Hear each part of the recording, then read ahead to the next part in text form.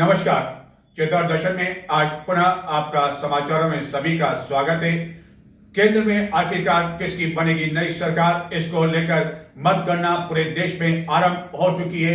कहीं स्थानों पर आतिशबाजी की जाने लगी है, कहीं के चेहरे मतगणना पूरी होने से पहले ही मुरझाए जाने लगे हैं। कचौरी, समोसे, चाट पकौड़ी, चाय की दुकानों, पान की दुकानों पर भीड़ देखी जा रही है। चित्तौड़गढ़ में भी कलेक्ट्रेट चौराहे पर यही हाल है। क्या चित्तौड़गढ़ का परिणाम रहेगा, उसमें कुछ समय लगेगा, लेकिन इस समय हम आपको ले चलते हैं सीधा मतगणना स्थल शहीद मेजर नटवर सिंह राजकीय उच्च माध्यमिक विद्यालय, जहां मौजूद है हमारे रिपोर्टर मनोहर कुमावत, और उसके साथ हम बताते हैं आपको कि इस समय क्या क्या है स्थिति चल रही है, और बीच बीच में भी हम आपको इस संभावित परिणाम और जो रुझान है उसके बारे में जानकारी देते रहेंगे। तो चलते हैं मतगणना स्थल की ओर। चित्तौड़गढ़ संसदीय सीट से भाजपा प्रत्याशी और भाजपा प्रदेशाध्यक्ष सीपी जोशी एवं उनके समर्थकों को पहले से ही यह अनुमान हो गया था। एग्जिट पोल एवं मतदाताओं के रुझान से यह लगने लग गया था कि उनकी जीत लगभग तय है, और इसी कारण मतगणना से पहले ही प्रताप नगर स्थित चुनाव कार्यालय में जश्न की तैयारियां शुरू हो गई। विशाल जो है वाटरप्रूफ पंडाल लगा दिया गया, और अब तक जो 4 राउंड की मतगणना हुई है उसके अनुसार लगभग 90,000 मतों से भाजपा प्रत्याशी सीपी जोशी आगे चल रहे हैं। और यही रुझान यदि लगातार जारी रहता है और जो गिनती चल रही है उसके अनुसार, यह मतों की गिनती के अनुसार यदि वोटों की बढ़त इसी तरह बढ़त आगे जारी रहती है, 1.25 लाख 1.5 लाख तक पहुंच जाती है, तो ऐसी स्थिति में कांग्रेस प्रत्याशी उदयलाल आंजना के लिए इस जीत को पुनः बदलना काफ़ी अधिक मुश्किल हो जाएगा। यह बात अलग है कि इस समय जो देश में चुनाव की मतगणना चल रही है, उत्तर प्रदेश में योगी को काफ़ी अधिक झटका लगा। लेकिन लेते एक ब्रेक।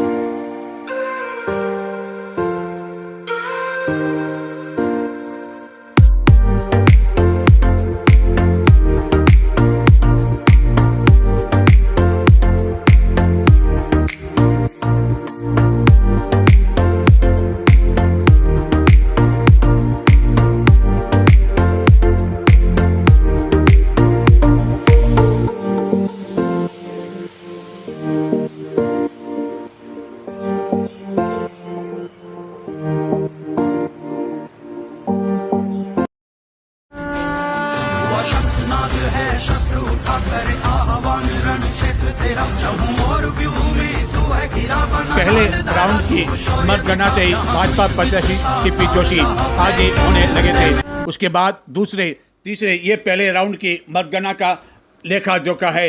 8 विधानसभा पर यदि नजर डालें तो 8 विधानसभा में भाजपा प्रत्याशी को बढ़त हासिल हुई। इसलिए यह कहा जा सकता है कि इन 8 विधानसभा सीट में से यदि एक विधानसभा सीट छोड़ दें जहां की कांग्रेस का कब्जा है विधानसभा सीट पर, तो अन्य स्थानों के साथ साथ जो दूसरी 8वीं विधानसभा सीट है जहां की कांग्रेस का कब्जा है, वहां भी भाजपा प्रत्याशी को बढ़त हासिल हुई। जबकि पहले अनुमान लगाया जा रहा था कि कहीं ऐसा नहीं कि कुछ विधायक जो है मात दे दें और भाजपा प्रत्याशी को हार का सामना करना पड़े।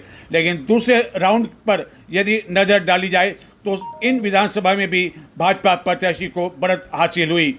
इसी तरह की स्थिति तीसरे और चौथे राउंड की मतगणना में भी बड़ी रही, और 4 राउंड की मतगणना के बाद जो अंतर है वह लगभग 90,000 पहुंच चुका है। और रुझान यदि इसी तरह बना रहता है और यह अंतर बढ़कर यदि 1.25 लाख 1.5 लाख तक पहुंच जाता है, तो ऐसी स्थिति में कांग्रेस प्रत्याशी उदयलाल आंजना को अब कोई चमत्कार ही बचा सकता है।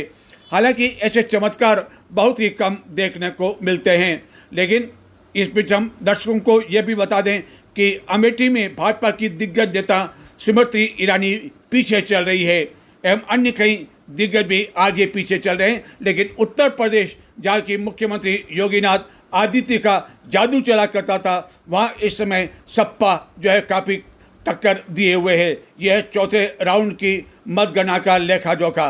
इस चौथे राउंड में भी भाजपा प्रत्याशी आगे चल रहे हैं, यानी कि कुल मिलाकर अब केवल कांग्रेस को कोई चमत्कार ही बचा सकता है।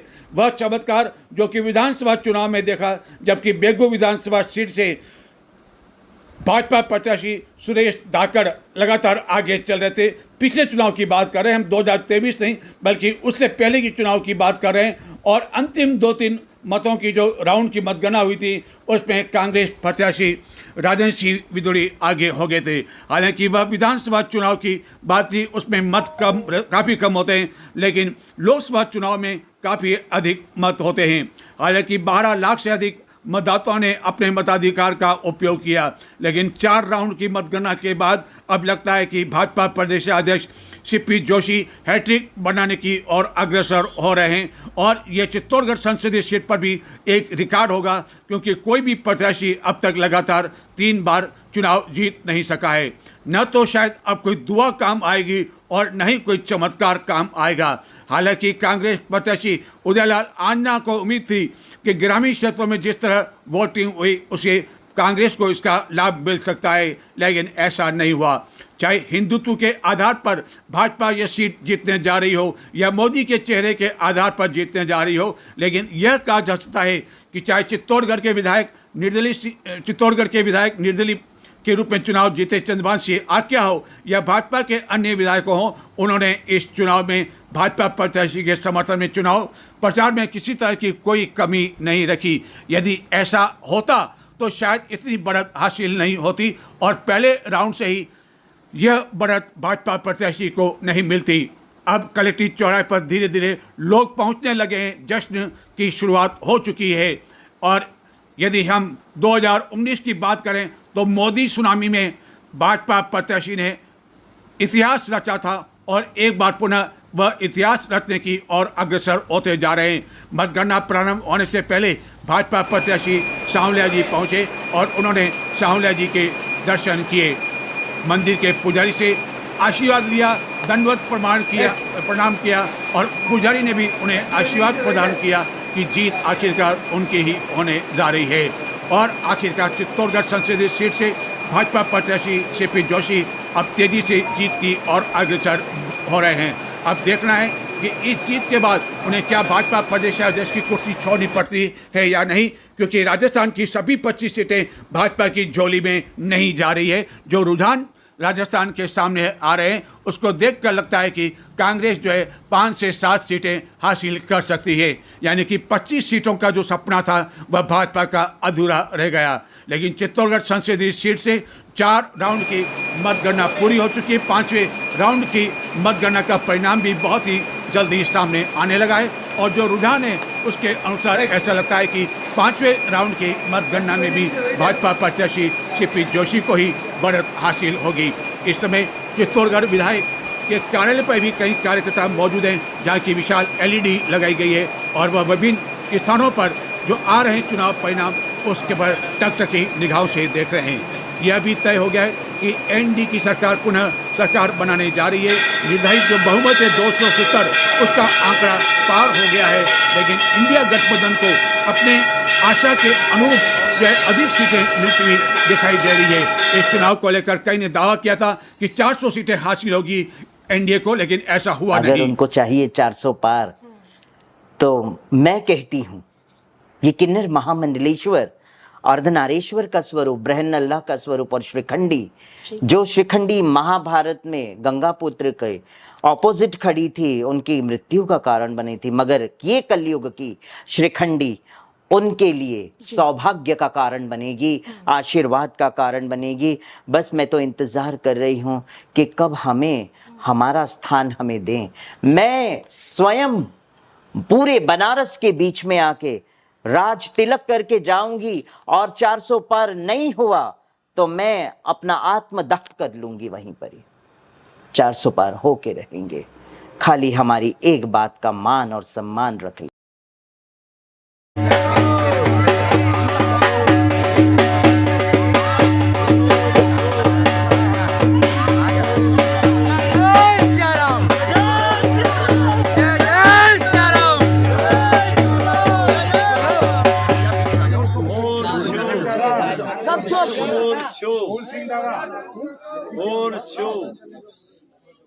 और शो 70 वाणी और शो 70 वाणी और शो 70 वाणी। जय श्री राम भगवान। मुझे कुछ चीजें पूछनी थी। देश हित में हाँ बोलिए। कोई युद्ध या कोई षड्यंत्र की संभावना भारत के साथ? भारत के साथ कोई भी अभी तो नहीं है, 27 तक हो सकता है। जी भगवान। और विश्व गुरु बनने की राह विश्व में गुरु बनने के लिए 28 से 32 के बीच में भारत विश्व गुरु बन जाएगा। जी भगवान। और भगवान लोकसभा जो चुनाव होने वाला है उसमें सीटों के बारे में? सीटों के बारे में 365 बीजेपी की और एनडीए की मिला को 422। जी भगवान। और भारत में कोई बीमारी, कोई आपदा आने की संभावना भगवान? भारत में और सितंबर में एक आएगा, किस तरह का? वो आएगा वायरल के रूप में। जी पेट में दर्द होगा, जी उल्टी भी हो सकती है उसमें, जी और काले चट्टे आएंगे, जी। और कोई चले जाएंगे, कोई रुक जाएंगे। और कोई- साइंस के पास कोई इलाज नहीं होगा उसका। और कोई विज्ञान प्राकृतिक आपदा भगवान जैसे?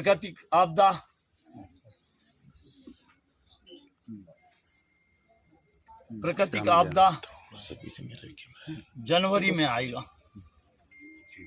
इसमें तो नहीं है, 24 में। आपको और बोलिए।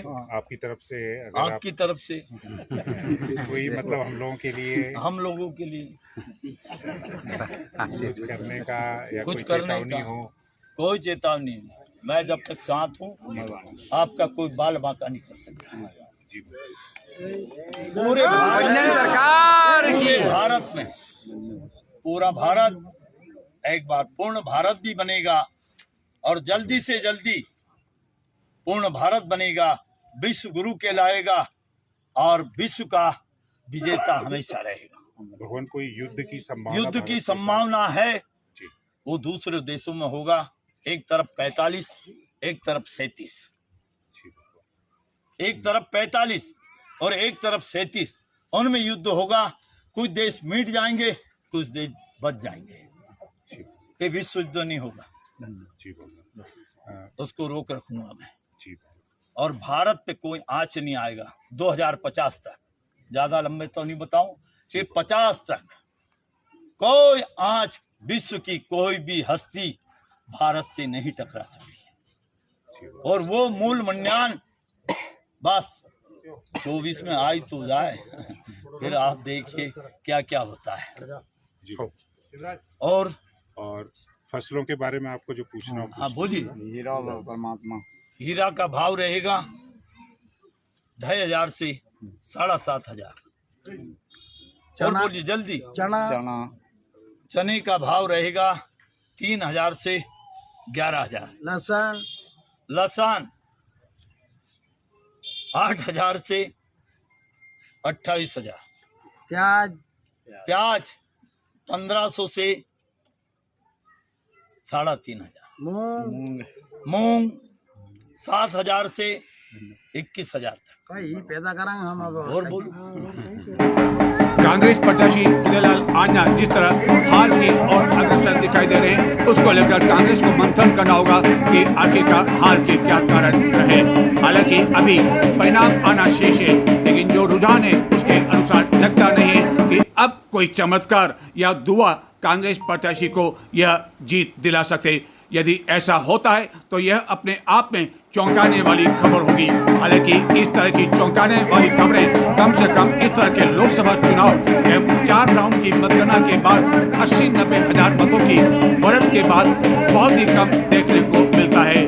अलबत्ता भाजपा समर्थक अब खुशी मनाने लगे क्योंकि परिणाम पूरी तरह से आने में अब केवल कुछ समय ही शेष रह गया है। देखते हैं आगे होता है क्या क्या।